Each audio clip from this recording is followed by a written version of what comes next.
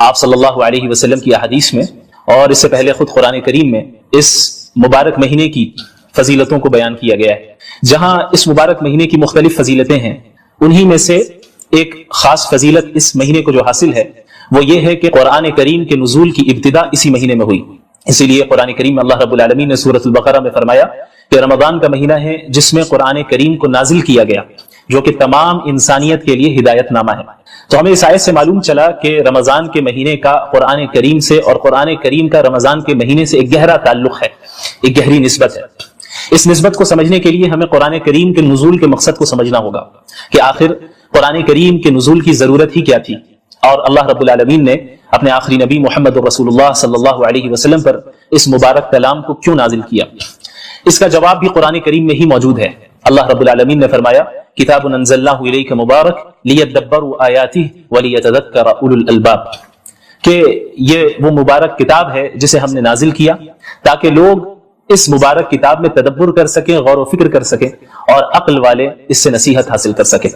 ان ھذا القرآن یہدی للتی ہی اقوم، یقیناً یہ قرآن کریم ایک ایسی کتاب ہے جو بالکل سیدھے راستے کی طرف رہنمائی کرتی ہے اور ہدایت دیتی ہے. لہٰذا ہمیں معلوم چلا کہ قرآن کریم کے نزول کا مقصد تمام انسانیت تک ہدایت پہنچانا ہے، اور تمام انسانیت کے لیے ایک ایسا راستہ واضح کرنا ہے جس راستے کو اختیار کر کے ایک بندہ ہمیشہ ہمیش کی جنت میں داخل ہو سکے اور جہنم کے عذاب سے اپنے آپ کو بچا سکے.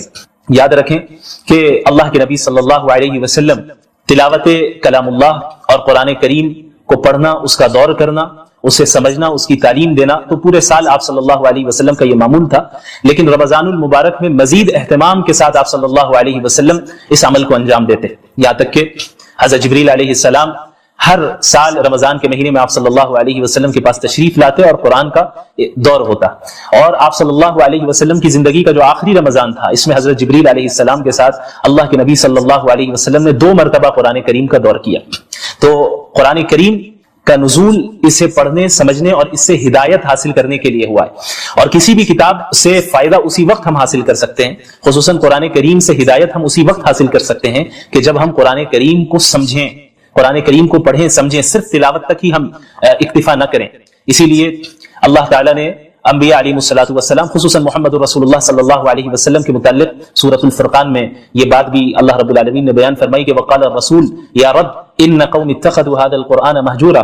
اللہ کے نبی صلی اللہ علیہ وسلم قیامت کے دن شکایت کریں گے اللہ رب العالمین سے کہ یا اللہ، اے میرے رب، میری قوم نے قرآن کریم کو چھوڑ دیا.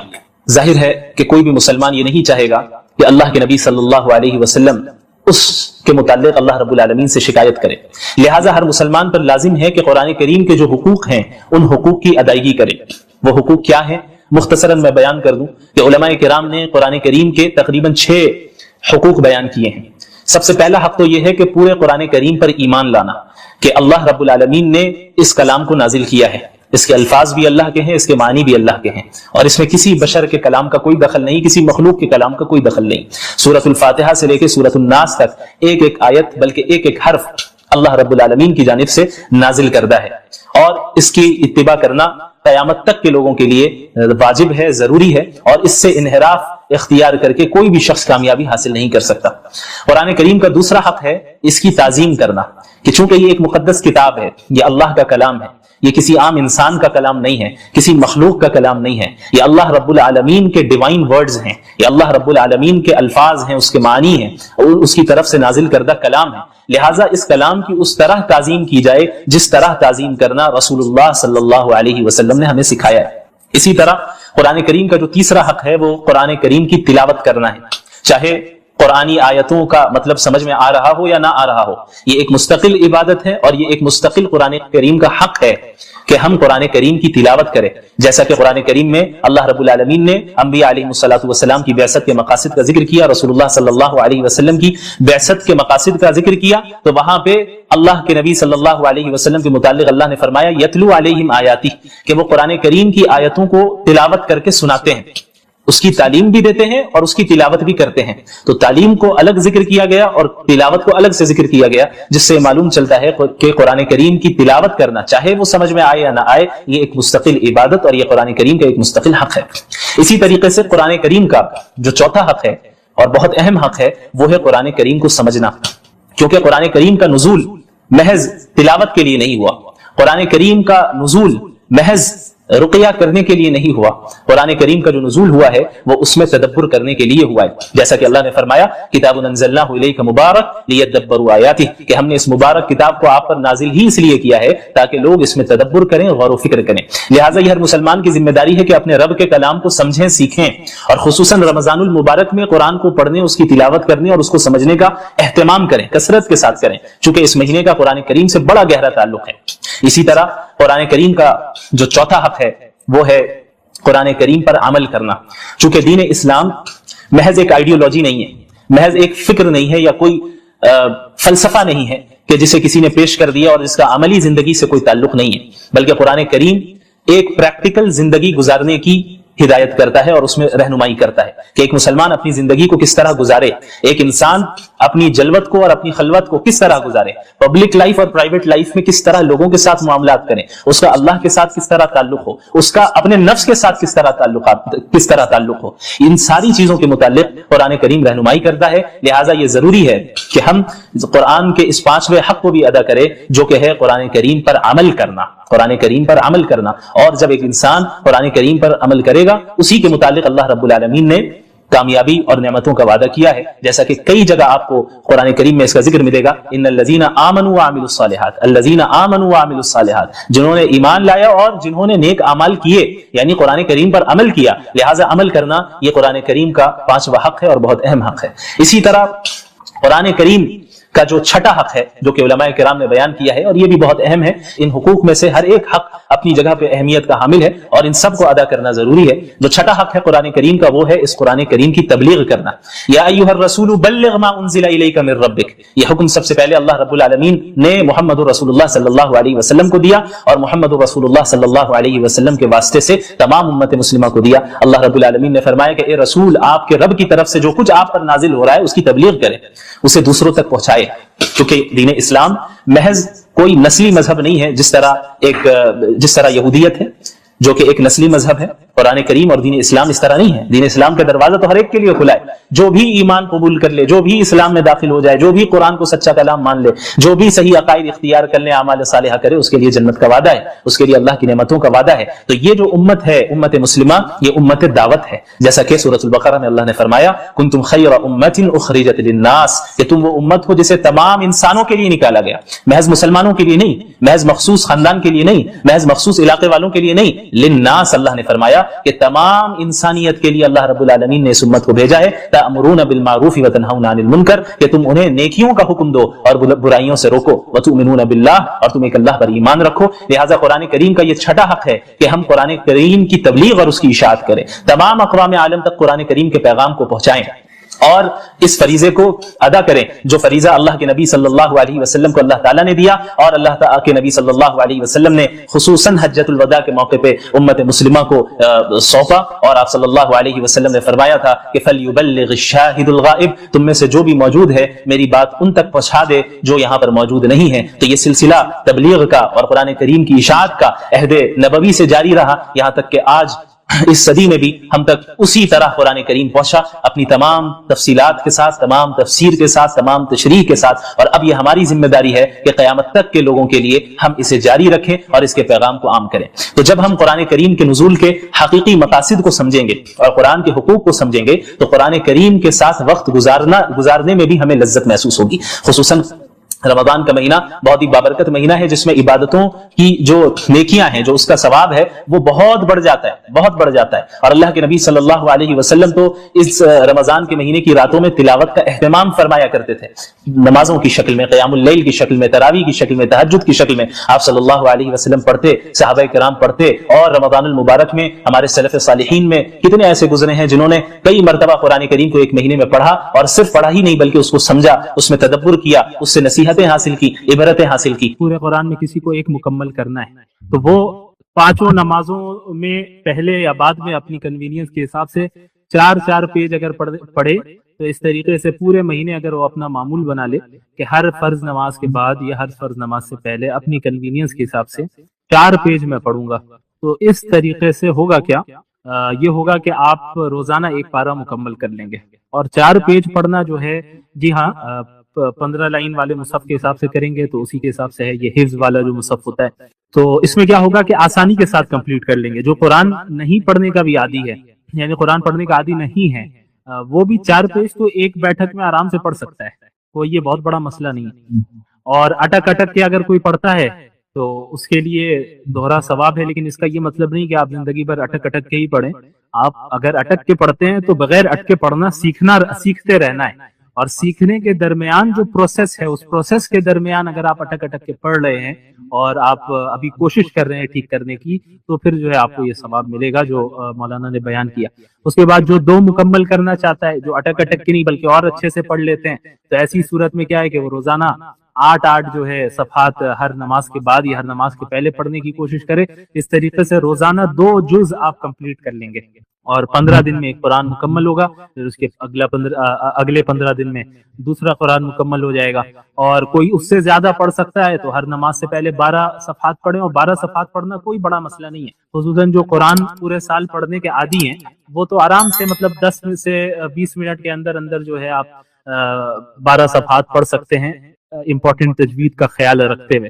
कोई और ज्यादा करना चाहता है, 4 कंप्लीशन करना चाहता है, तो वो 16 सफहात पढ़े, यानी हर नमाज से पहले एक पारा, हर नमाज से पहले या बाद एक पारा भी नहीं पढ़ना है आपको, सिर्फ 16 पेज पढ़ना है। एक बैठक में सिर्फ 16 पेज, 20 सफहात में जो है एक पारा एक जुज होता है। तो इससे क्या होगा, इससे होगा ये कि जो है आप रमजान में 4 कंप्लीशन कर सकते हैं।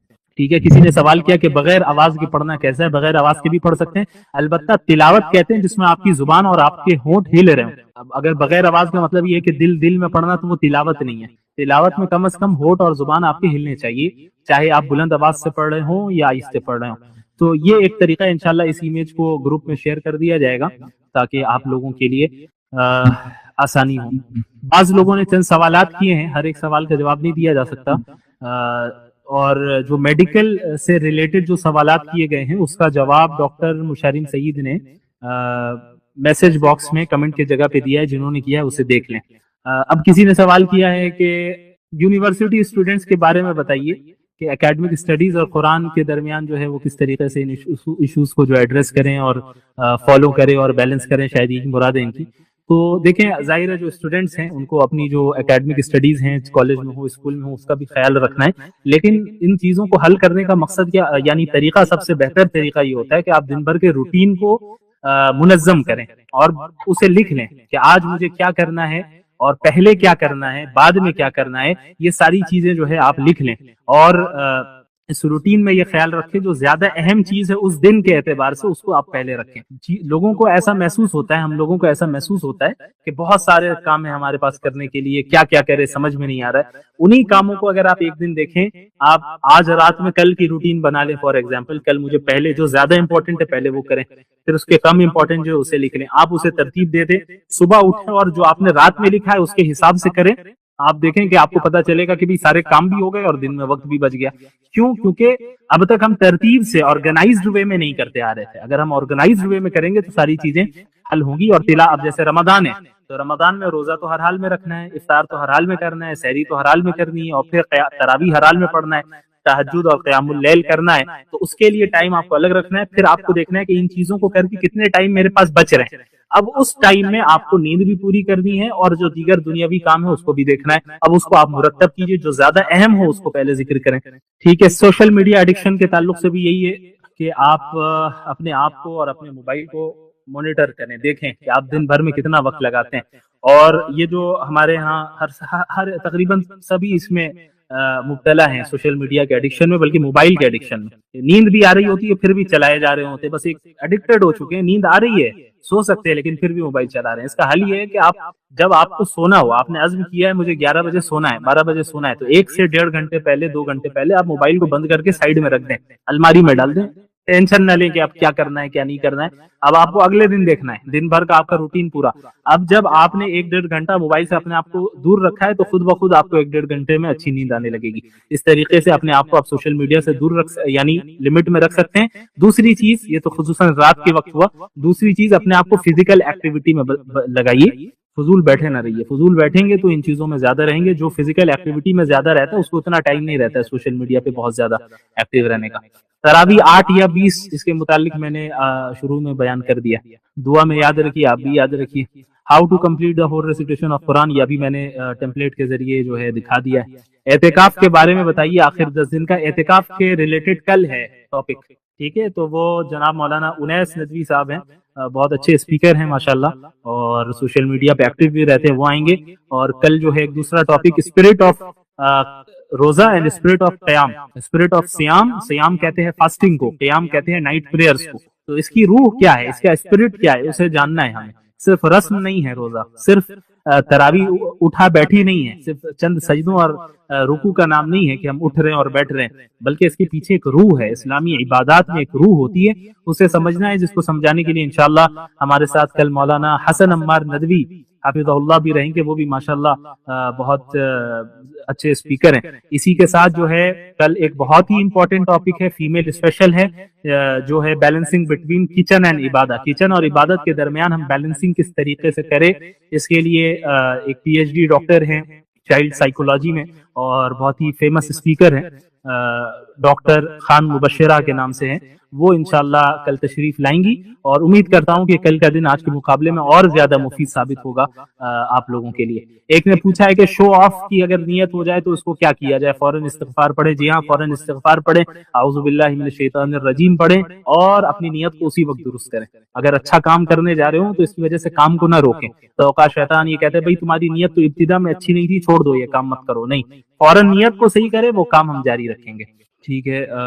کیا مکمل زکوٰۃ رمضان میں ادا نہ کر سکے تو کیا پکڑ ہوگی؟ دیکھیں، یہ یاد رکھیے کہ زکوٰۃ کا رمضان سے کوئی تعلق نہیں ہے. یہ ہمارے معاشرے میں چل پڑا ہے کہ رمضان میں ہی زکوٰۃ ادا کرتے ہیں. زکوٰۃ جب آپ پر ادائیگی اس کی واجب ہو جائے گی، چاہے محرم میں ہو، سفر میں ہو، ربیع الاول میں ہو، یا رمضان میں ہو، یا غیر رمضان میں ہو، آپ کو اسی وقت نکالنا ہے. یہ تو ہمارے معاشرے میں ایک چل پڑا ہے کہ بھئی چونکہ رمضان میں زیادہ صدقات کی زیادہ فضیلت ہے اور نیکیوں کی کا ثواب زیادہ ملتا ہے، اس لیے لوگ رمضان میں نکالتے ہیں، جو کہ اچھی چیزیں نکال سکتے ہیں. البتہ اگر رمضان سے پہلے آپ پر اس کی ادائیگی واجب ہے تو اس پہلے ہی آپ نکالیں، اس میں ڈیلے نہ کریں. کیا پتا کہ جو ہے رمضان سے پہلے موت ہو جائے، تو اب کیا ہوگا کہ آپ نے اس فرض کو ڈیلے کیا، وہ فرض رہ جائے گا. اس لیے رمضان کا زکوٰۃ سے کوئی تعلق نہیں ہے، اور اگر زکوٰۃ آپ ادا کرتے ہیں رمضان میں، وہ بھی جائز ہے، بالکل اچھی چیز ہے، کر سکتے ہیں. اور زکوٰۃ کے علاوہ عام نفلی صدقات و خیرات کا بھی اہتمام کیجیے. میرے خیال سے وقت زیادہ ہو چکا ہے، اور اس سے زیادہ سوالات کو لینا تھوڑا سا مناسب نہیں ہے. کئی سارے سوالات ہیں، انشاءاللہ کچھ سوالات کو کل کور کرنے کی کوشش کریں گے. ہمارے اور بھی اسپیکرز آئیں گے، وہ بھی انشاءاللہ کور کریں گے. امید کرتا ہوں کہ آج کا سیشن آپ لوگوں کے لیے بہت مفید ثابت ہوا ہوگا. لیکن یہ یاد رکھیے کہ یہ پہلا دن ہے، آپ کو کل بھی آنا ہے، اور آج سے زیادہ اہتمام کے ساتھ آنا ہے، آج سے زیادہ تیار ہو کے آنا ہے، کیونکہ کل آخری ہے، سیکنڈ بھی ہے اور آخری بھی ہے. اور کل ہمارے جو اسپیکرز آئیں گے انشاءاللہ آپ لوگوں کو اور زیادہ فائدہ ہوگا، اور زیادہ فائدہ ہوگا انشاءاللہ تعالی. تو انہی باتوں پر میں اکتفا کرتا ہوں. جزاکم اللہ خیرن. مفتی انعام الحسن صاحب کا بھی میں شکر گزار ہوں کہ شروع سے انہوں نے یہ ہوسٹنگ کی ہے اور نظام کو سنبھالا ہے. اللہ انہیں جزائے خیر عطا فرمائے. جزاکم اللہ خیرن. وآخر دعوانا الحمدللہ رب العالمین. والسلام علیکم ورحمۃ اللہ وبرکاتہ. انشاءاللہ کل ملاقات ہوگی.